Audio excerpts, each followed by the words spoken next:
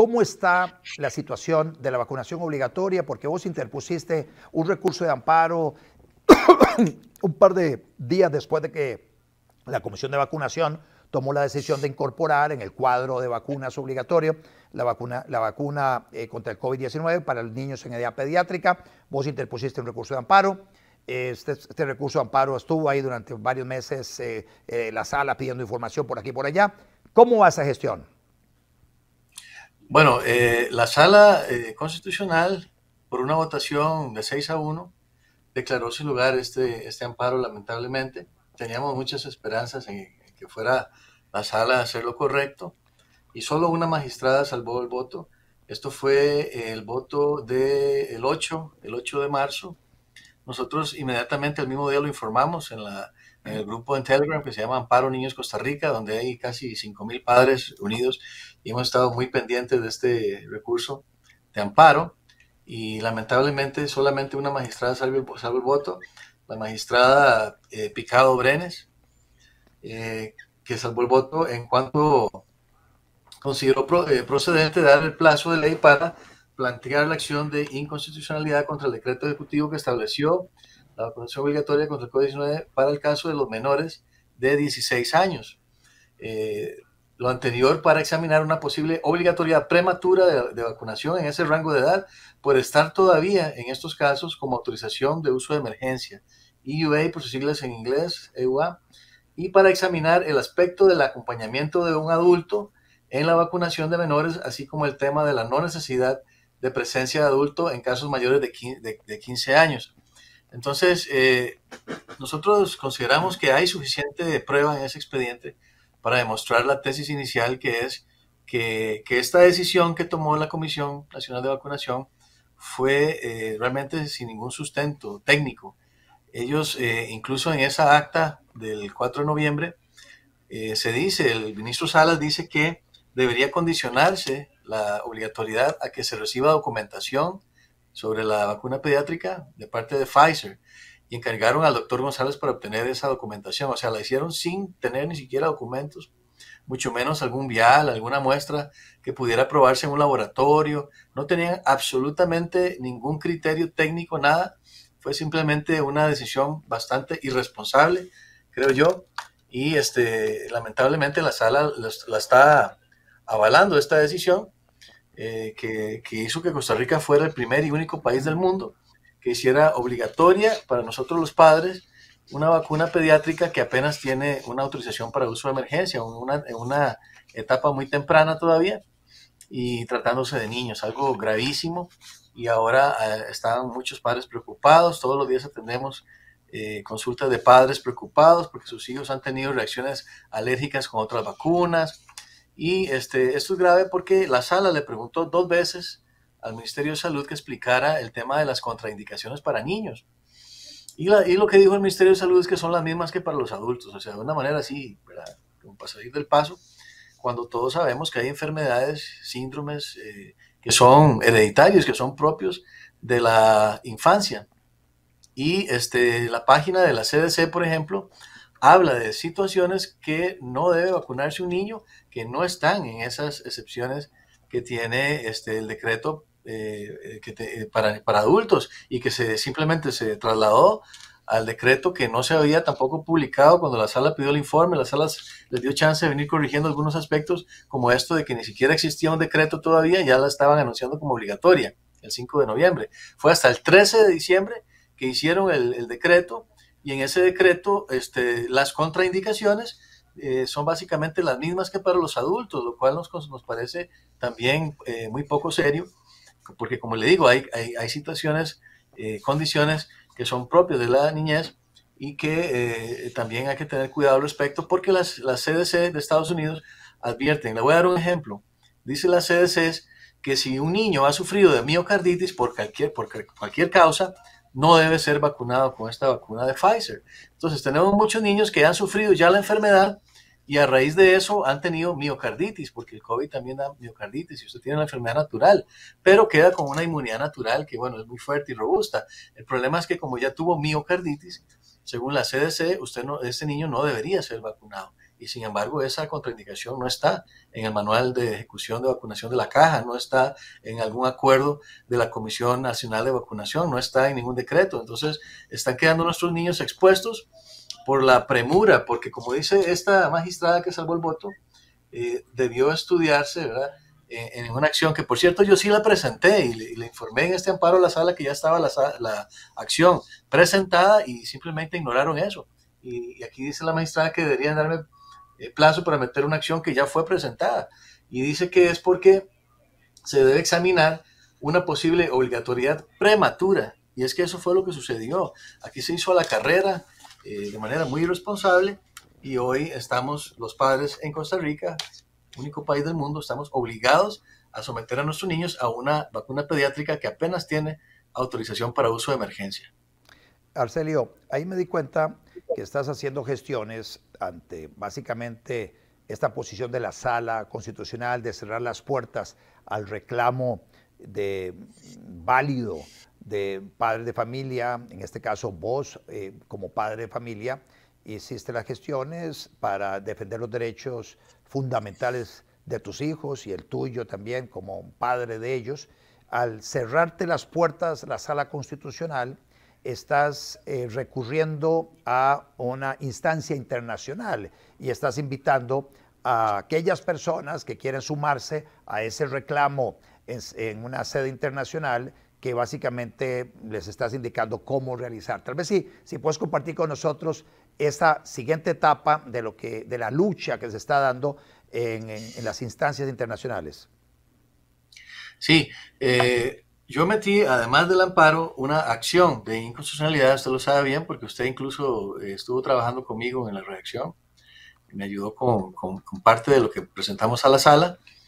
Fue una acción muy grande, de 144 páginas aproximadamente, donde hacían un montón de argumentos, entre ellos algunos que, por cierto, la sala no resolvió sobre el fondo.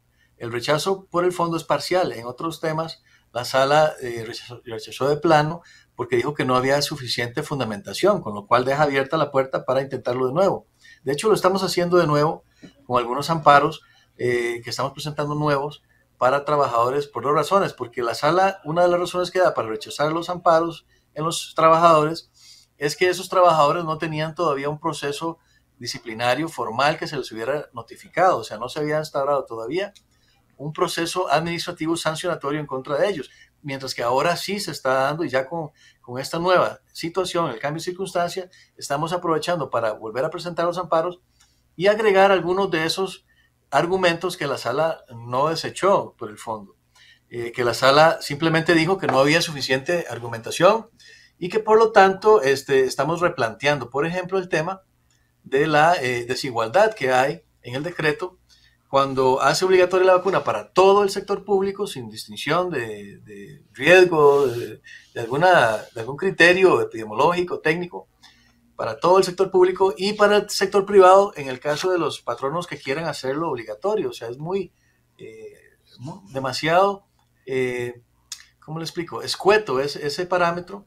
No hay forma de darle algún seguimiento y por lo tanto no es un parámetro realmente científico, epidemiológico. Entonces, ante esa desigualdad, la sala había dejado abierta esa posibilidad en la acción que resolvió, pero volviendo al tema, la sala en ese caso sí resolvió cosas muy importantes como el principal argumento que teníamos, que era el de el consentimiento informado, previo, pleno y libre, tal y como lo ha defendido la Corte Interamericana de Derechos Humanos en un voto del año 2016 contra Bolivia, donde la Corte dijo que es una obligación internacional de los estados asegurar un consentimiento previo, informado, pleno y libre a toda persona que va a recibir algún tratamiento médico. La sala viene y en esa acción dice que es cierto que la Corte ha pedido eso, pero que eso no se ha dado en el contexto de una pandemia. Básicamente así de simplista es el argumento de la sala. Entonces reconocen que hay un deber y además la Corte dice que este consentimiento informado potencia la autonomía personal y sobre la autonomía personal dice que es indisoluble a la dignidad humana. Es decir, que nunca la dignidad humana puede ceder ante ningún otro derecho y ni siquiera en una situación de excepción, como por ejemplo una guerra, vemos que la dignidad humana ceda ante ningún otro derecho, ni siquiera ante la vida o la salud. Véase que ahora, por ejemplo, los soldados pueden matar a un soldado enemigo y eso después de la guerra se ve como algo permitido. Pero lo que no pueden hacer es violar la dignidad humana, porque si violan la dignidad humana por medio de alguna tortura, violaciones, etcétera, ahí sí que pueden enfrentar un tribunal de guerra. ¿Por qué? Por violar la dignidad humana. O sea que nunca la dignidad humana cede ante ningún otro derecho, siempre está por lo menos a la par de todos los derechos, incluso la vida y la salud. Entonces, la sala se equivoca y nosotros acudimos a la Comisión Interamericana de Derechos Humanos y la comisión me comunica ya en 2 ocasiones que he logrado entrar ahí, porque ya entrar ahí por teléfono es una llamada a Washington y cuesta mucho, a veces hay que estar mucho rato llamando, pero he logrado entrar 2 veces y las 2 veces me han confirmado que el caso mío lo estudiaron muy rápido, me dijo la señora, y que la comisión decidió darle trámite, o sea que están a punto de notificar a Costa Rica para que Costa Rica pueda brindar observaciones sobre esta denuncia que planteé, donde además pedimos medidas cautelares en contra del país porque hay muchas personas que están sufriendo incluso despidos sin responsabilidad patronal ante este irrespeto a la autonomía personal y esta situación donde Costa Rica es uno de muy poquitos países en el mundo que no están respetando el consentimiento informado de las personas. Bueno, me parece una extraordinaria noticia eso que está compartiendo usted con nosotros, Arcelio. ¿Hay forma de que personas se sumen a esa gestión que se está haciendo en la Corte Interamericana de Derechos Humanos? Bueno, en la experiencia que hemos tenido, la persona tiene que agotar también las instancias, la persona que vaya a acudir ante la Comisión Interamericana de Derechos Humanos, uno de los requisitos es que agote todas las instancias nacionales. En este caso, yo lo que hice fue el amparo y la acción de inconstitucionalidad. Parece ser que la comisión considera que la acción es sí ya la última acción, valga la redundancia legal, que se puede tomar, la acción de inconstitucionalidad, y que como ellos agotan las instancias nacionales, que eso es un requisito para poder acudir ya a las instancias internacionales. Primero hay que agotar todas las posibilidades dentro del país para considerar que la persona ya ahora sí necesita acudir a la comisión, porque ya dentro de Costa Rica, en este caso, dentro del estado donde está la persona, no hubo manera de hacer valer ese derecho fundamental, a pesar de que hay jurisprudencia de la Corte que obliga a los estados a respetar este consentimiento de las personas. Y hemos visto de primera mano cómo hay personas que realmente sufren por esta situación, donde se sienten humilladas, donde ha habido despidos abusivos, ¿verdad? Que a la persona no la dejan regresar a su escritorio para recoger la botella de agua que tenía, lo sacan así como que fueran, ¿verdad? Leprosos o no sé, algo ¿verdad? Que debe ser razón de tener temor de esa persona. Y a veces la persona, incluso con una inmunidad natural, o sea, es ridículo.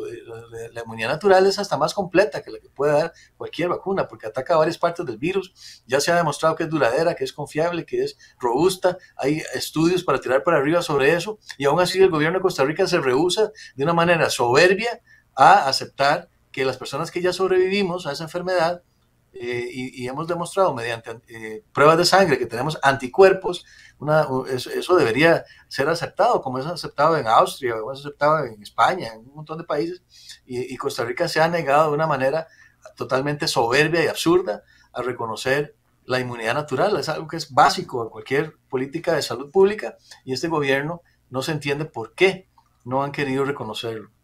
Una última pregunta, Arcelio. Estamos a pocos días de elegir nuevo presidente, 3 de abril. Estamos a semanas del inicio de una nueva administración a partir del 8 de mayo. ¿Has podido entrar en contacto con personas de ambas campañas, de la campaña de José María Figueres, de Rodrigo Chávez, como para poder explorar con ellos la posibilidad de revertir algunas de las medidas que se tomó en esta administración ahí en el seno de la Comisión de Vacunación, el decreto que estableció la obligatoriedad de la vacuna para todo el sector público, el decreto que hizo obligatoria la vacuna para los niños en edad pediátrica y la puerta que le abrieron mediante el decreto que estableció la obligatoriedad en el sector público, se le abrió al sector privado de despedir a aquellos colaboradores que no quisieran vacunarse ante el requerimiento de su patrono. Sí, hemos tratado de hacer esfuerzos, ¿verdad? Hay personas que me han ayudado a tratar de hacer citas, pero parece que los candidatos están muy ocupados. Desafortunadamente no he logrado reunirme con ninguno de ellos, a pesar de personas muy cercanas que están cerca de ellos, pero no sé, por alguna razón no le han dado prioridad a que este grupo de miles de padres podamos sentir tranquilidad en ese sentido. Sin embargo, sí hay algunas manifestaciones. Bueno, lo más cercano también, así ya de manera física, fue que me dieron una cita en la casa de campaña de don Rodrigo Chávez. Ahí me atendió uno de los asistentes, pero como le digo, no he logrado todavía que él propiamente me atienda y parece que tampoco se quieren comprometer estos candidatos a nada por escrito porque les da miedo que eso, ¿verdad? Del otro lado, la gente que está enamorada de la vacuna crea que eso es malo o así.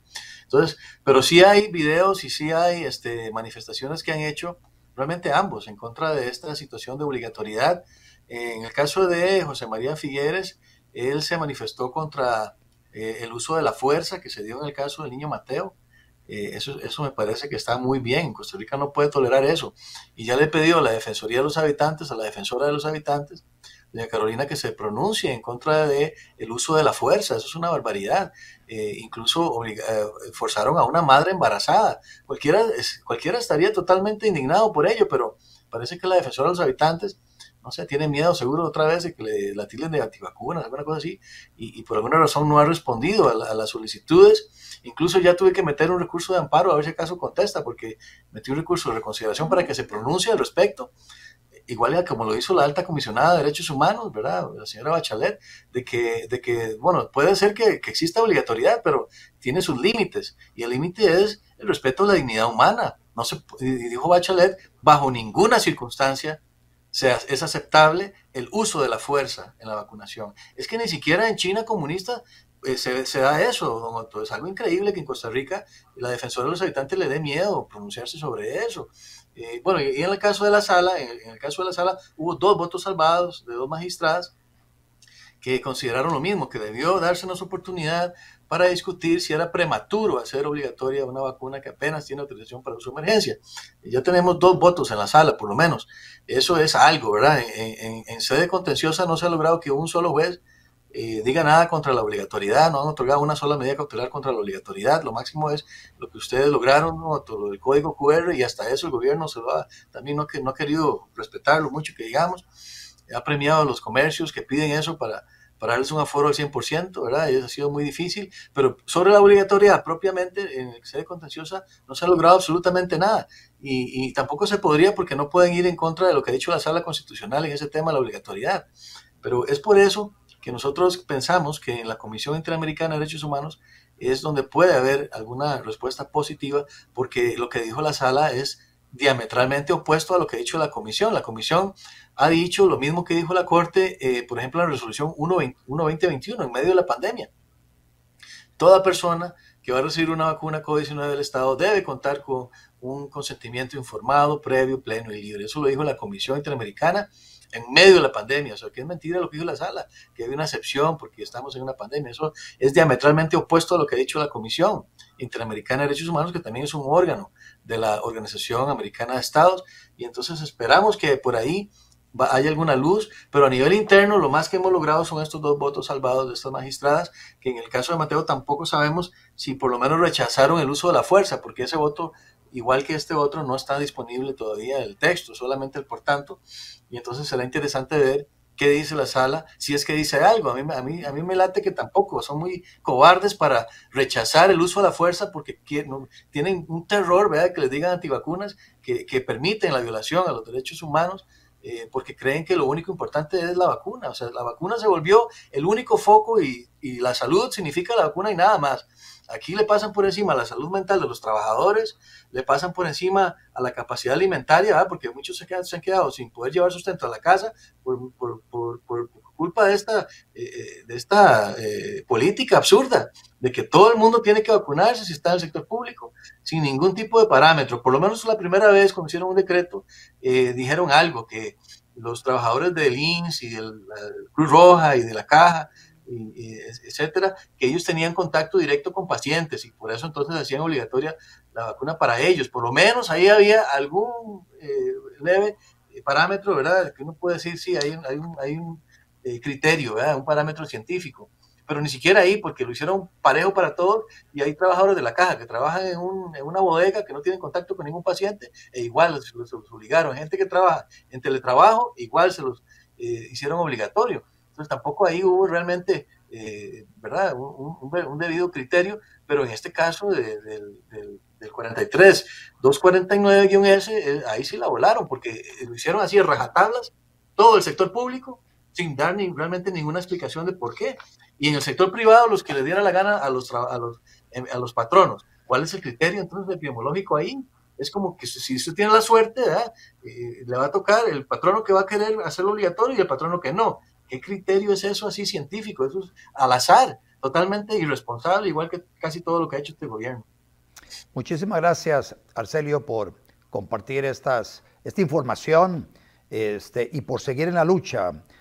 Me parece que en el tanto personas como vos estén dando la lucha y muchísimas otras personas se sumen a esta lucha, hay esperanza de que en algún momento podamos revertir estas malas decisiones de parte del gobierno de Carlos Alvarado, pero también el miedo de los magistrados de la Sala Constitucional de salir a respaldar los derechos individuales que están siendo pisoteados por ese tipo de políticas públicas.